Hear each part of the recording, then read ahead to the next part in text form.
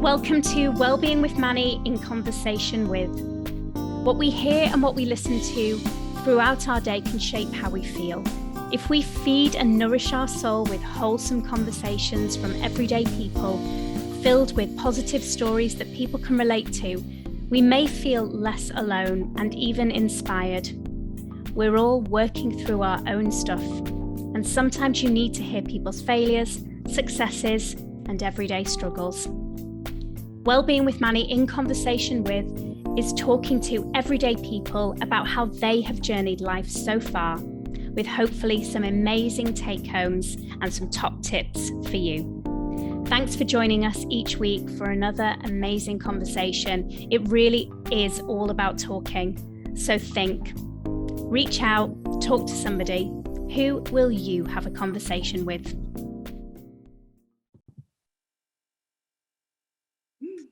Hello and welcome to Wellbeing with Manny in conversation with.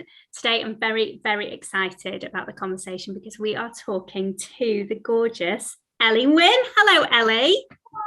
Oh, hi. Hi. I'm loving your background, by the way. I meant to say that before. I love that we've got love a map. I love. Loves a map. Oh, so yeah. Breakfast and she goes, "Has Daddy been there? Has Daddy been there? Has Daddy been there?" And then this is something that she's obviously made at school as well. Yeah, so. It's gorgeous. Ellie Winn, who are you? What do we need to know about Ellie Winn? I'm Ellie Winn. I am 32. I run a bakery at my house. I run a home bakery. Amazing. And I know Manny from my time at university at UCLan. Yeah, amazing. And by the way, let's name check your bakery. Bad Dog Bakery. Bad Dog Bakery, available everywhere because you post UK-wide, don't you? Yeah, post UK-wide, get brownies, blondies, rocky roads, flapjacks, all sorts. And then I'm at Hebden Bridge Market every Sunday. That's my place. I'm there every week without fail. Hebden Bridge Market every Sunday. We should come and see you. That's what we should do. And if you are lucky enough to have tasted Ellie's baked goods, they are amazing. And I recently sent some to my sister as well. I forgot about that. Yeah, she loved them. Absolutely loved them. I'm sure we shall talk more baking. So thanks again for your time. What I'd love to ask you is how I usually start most of the conversations, which is, what does well-being mean to you?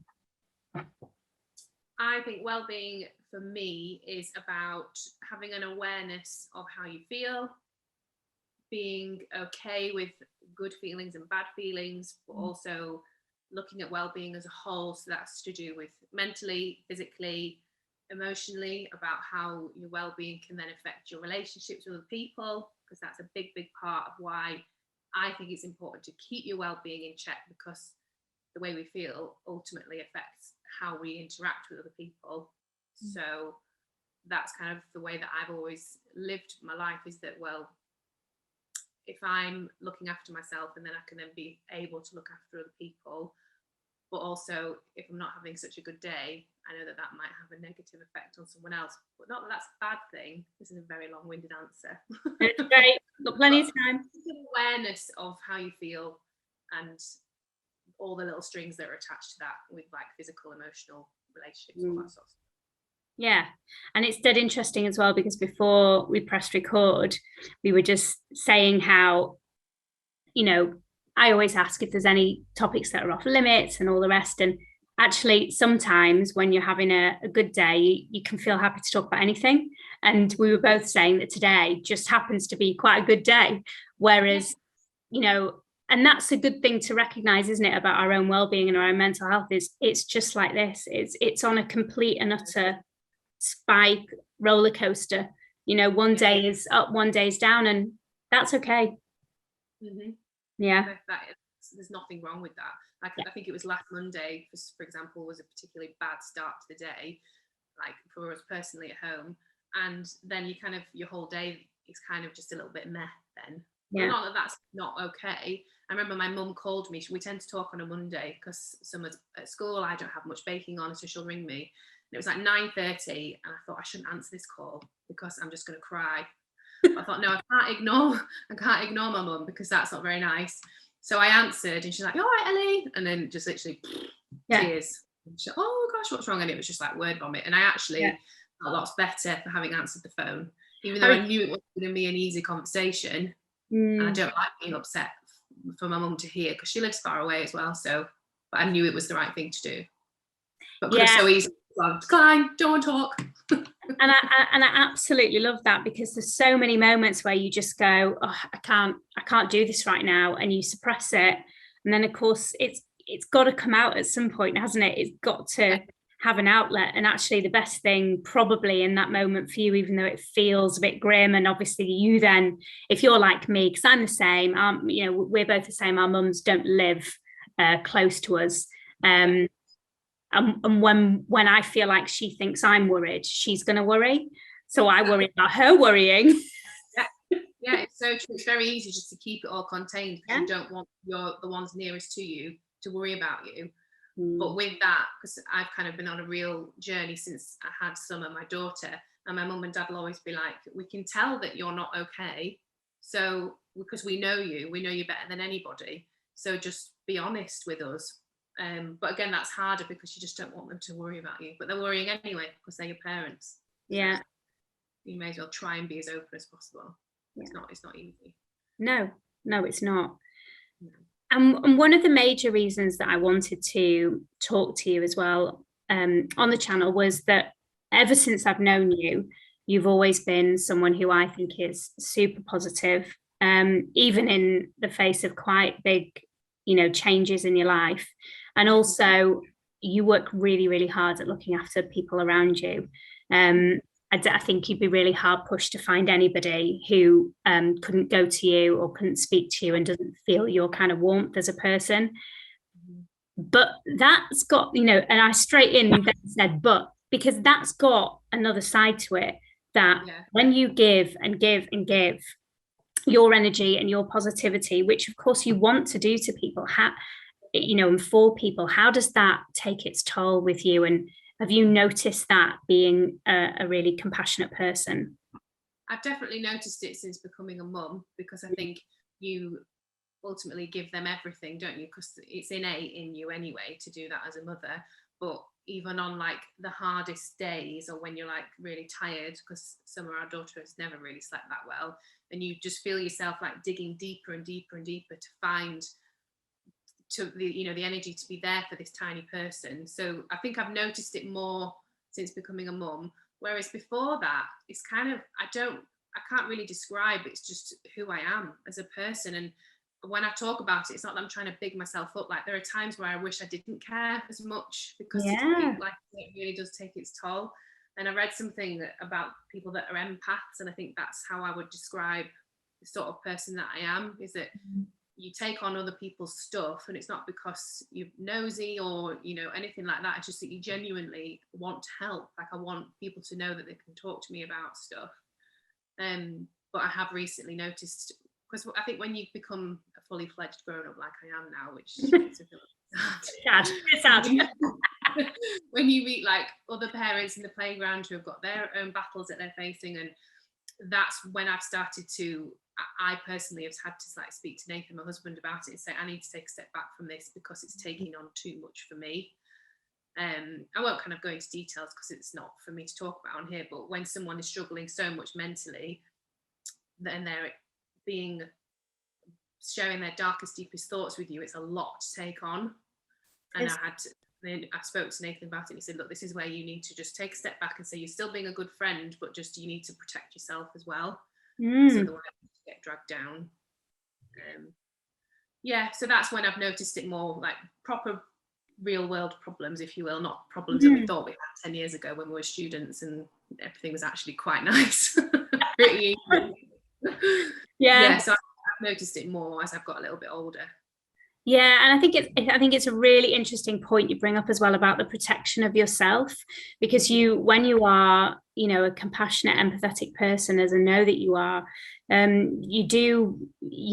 one can fall into the fixer category, and you want to make everything right, and actually sometimes there's a point at which you have to say this isn't for me to take on anymore, and especially when you mentioned there that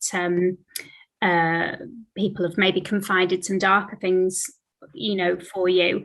It's especially some training that I've done, which I found really helpful, with mental health first aid for England, which was that, you listen and you hear, and it's not for you to give the advice because you're not necessarily qualified in that area, but being able to signpost people to what they need is the most helpful thing to do, because you have to both protect them and yourself from that, so you can kind of see where those kind of barriers are. Exactly. Yeah, you kind of just think this is too much for me, and it's not that you're a bad friend, it's just that you want to kind of not refer, because that's not something that I could do as a friend, but just kind of mention things that are going to help. Yeah, my family did for me when they could see that I was struggling.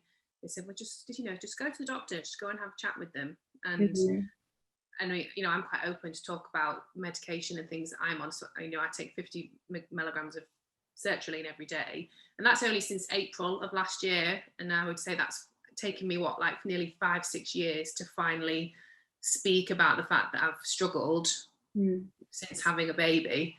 Like, if someone had said go to the doctor when Summer was 6 months old, I'd been like, no, I'm fine, there's nothing wrong. Whereas because I did stomach it down for so long, it's then kind of reared its ugly head. Lockdown obviously didn't help either.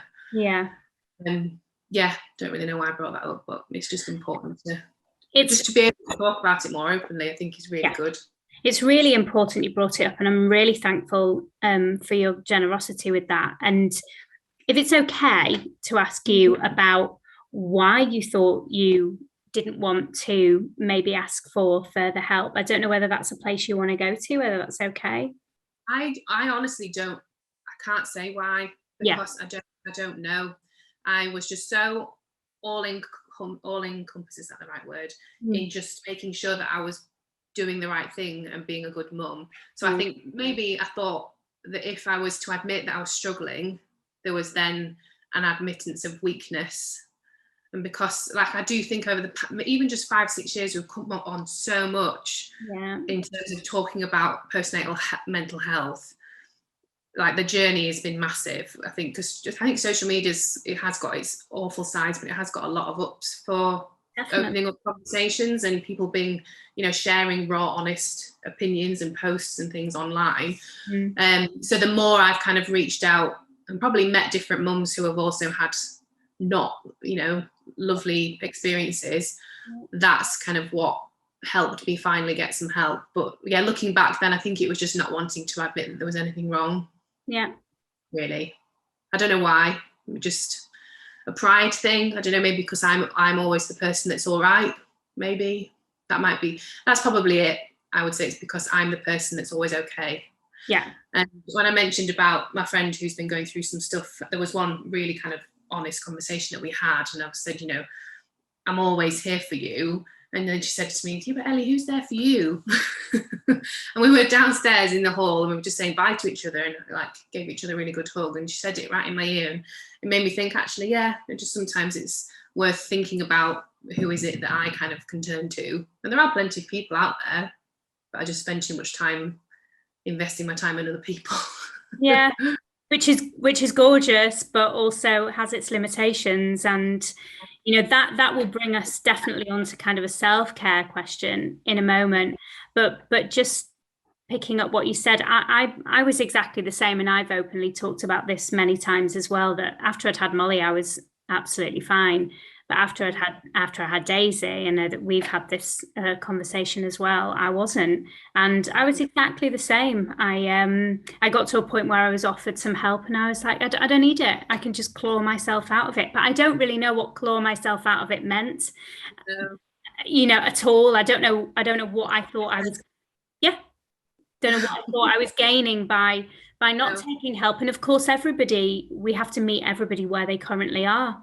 And when you're perhaps not ready for that help, then that's absolutely your choice. And by no means are we saying any route is particularly right for anyone. But what we do know is that trying to perhaps deal with going through something tough on your own is usually never the answer, and reaching out and having people there for you is huge. That completely aligns with me, what you were saying. Do you know what just kind of came into my head then when you said about going through something tough? I think it was because I didn't want to think that being a mum and having this amazing thing in front of you was tough. Because kind of around me is that I've never really had any raw, honest opinions about the crap side of motherhood, because I don't know whether my mum just, with all three of us, because I'm one of three girls, all three of us were really easy, or if she just can't remember because it was so long ago. I was the first in my group of friends to have a baby, so I didn't have, and I'm the first of my sisters as well, so I had nobody around to be like, this can be a bit shit, but that's all right. Yes. Don't know if it's wrong then, sorry. Yeah, but, no, it's fine. And since then, since I've just been like, it's just like a weight is lifted, to actually be honest with yourself and say, I don't really like this very much. Like when friends of mine have had a baby and the newborn stage, like some people love it. I've got a friend who I used to work with, and she would have babies upon babies because she just loves it when they're tiny. Whereas that first like 6 weeks, it was hell. It was horrible. But I would never want to have said that at the time. Because you've had a baby and all you read is like, isn't being a mum so lovely, and they're just so cute and lovely. I'm like, they're a nightmare because you don't get anything back. They just cry all the time, they barely sleep, and you've just like pushed a human out, or however you've got it out. Like, it's not really the nicest thing. So I think just being more honest in your feelings is just so important, and I just wasn't about that. I just wasn't. And do you know what I find so interesting about that is that we're told, so often that women talk, and the issue that men have with the fact that men supposedly don't talk about their mental health enough is because they don't chat to each other and they don't talk honestly. Talk about women not talking honestly to each other when they're, talking about babies. Absolutely. But for me, only ever about babies and childcare and that kind of thing. It tends to be that it's all amazing, and I suppose it's just that whole thing of not being totally honest and not wondering whether it's okay to say. Yeah, it's actually really. I love is it Sarah? I don't know her surname. The Unmumsy Mum, and she faced some real slating by other mother journalists by saying, you shouldn't call your kids awful names like under your breath. You're not going to say it to them. You're not going to be abusive to them, but if you want to say a pain in the ass, then you say it to your partner, you say it to your friends. But even she's been so brave to do that so openly. But it's actually for people like you and I who want to hear that raw, honest opinion when things are bad. It's just so refreshing to listen to other people, and there's loads of them out there now who are doing really well. It's more open, honest opinion about motherhood, and it doesn't take away from the fact that we absolutely adore our kids, and we 100% know the privileged position that we're privileged to have children, and we absolutely know that's a struggle for a lot of couples, and that's absolutely not what we're saying at all. It's more to do with the fact that the reality of it is still really tough, but it's really not talked about.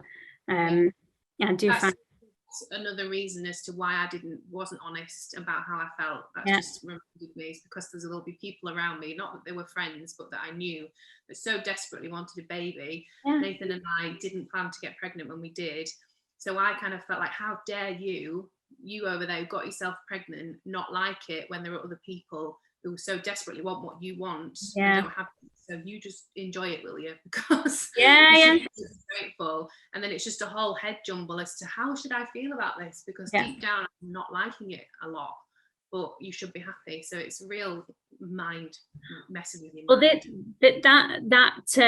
that whole theme has been something that I've been really interested by, especially because this is obviously really targeted to people within the arts as well, and I've seen loads and loads of things written about, you know, people who are in really kind of huge shows with massive opportunities who are struggling, but then struggling to say that they're struggling because they supposedly think that everyone else thinks that they should be so grateful because they're living the dream, doing what they always wanted to do. But actually, sometimes it doesn't matter how amazing that opportunity is or how amazing that child is or whatever, or the fact that you've kind of got everything you ever wanted, you can still feel not okay, and you can still feel as if you need support. And you know, just because you're grateful for something doesn't mean that it's perfect. There's two different things there.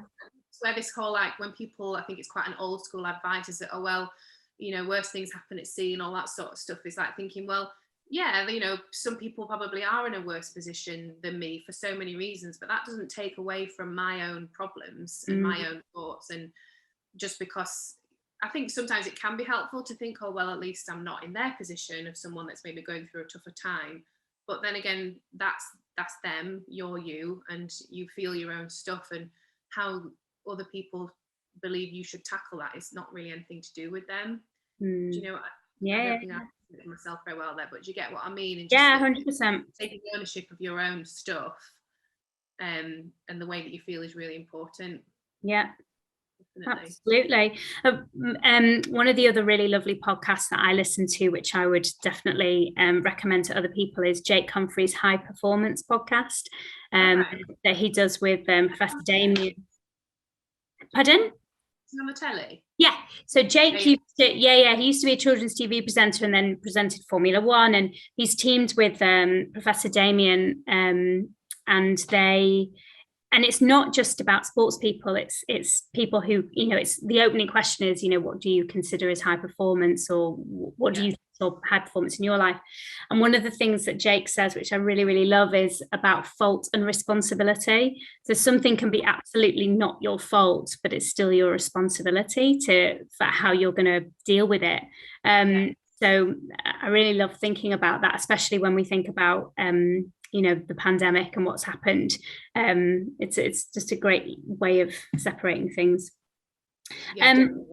One of the things I was going to ask you is about self-care and about, you know, how you approach that, how you recognize that you do need time. And obviously you have a very amazing husband. We shall name check Nathan again. And he's obviously a freelancer himself.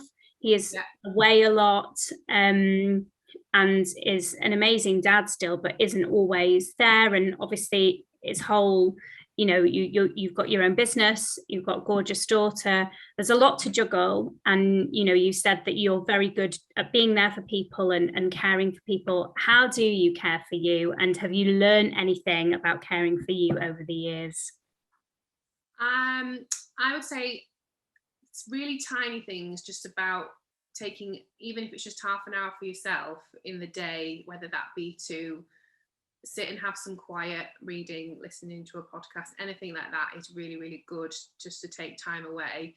Much harder when you've got a small person in your life to do that.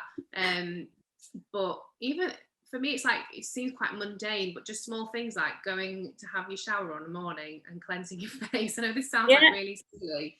But it's great. One of the people where, like, I won't necessarily always show up at the school run with no like makeup on, because I feel as though my time just to put, I don't put loads on, but just like mascara is like my favorite thing. I just think these things that make me feel a little bit better, taking time for myself. I'm not putting it on for anybody else. It's for me because I feel better when I've like put a little bit of effort into myself.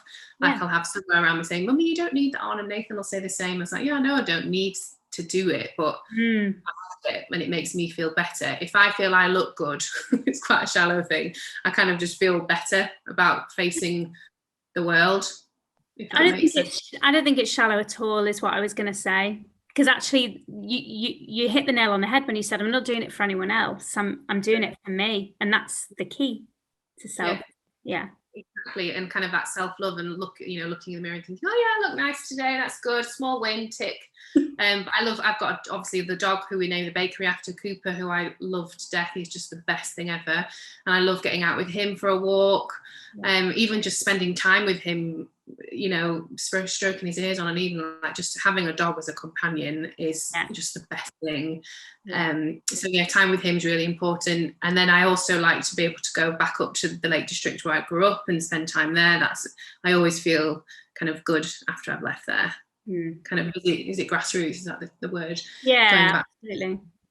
Yeah, I love taking time to go up there as well, and taking Summer. She loves it there. Yeah, it does. And do you think that you've learned to be better with your self-care as you've got older? Although, like you say, it's harder when you have kids, but yeah, there's an awareness that I have more of taking time to do it. Yeah. I think when I think back to when we all lived together at uni, that there'd be days where I wouldn't really do much, like days on end, I wouldn't do anything. And maybe that's because I didn't need to take the time to look after myself, because I guess your problems just are very small back then, aren't they? But now, having a child and all that sort of stuff, I just think making time for yourself is really, really important, because there's nothing more of giving yourself than having a baby. So then with that, you need to role reverse and think about time for yourself. I'm lucky and I've got really, really good support here.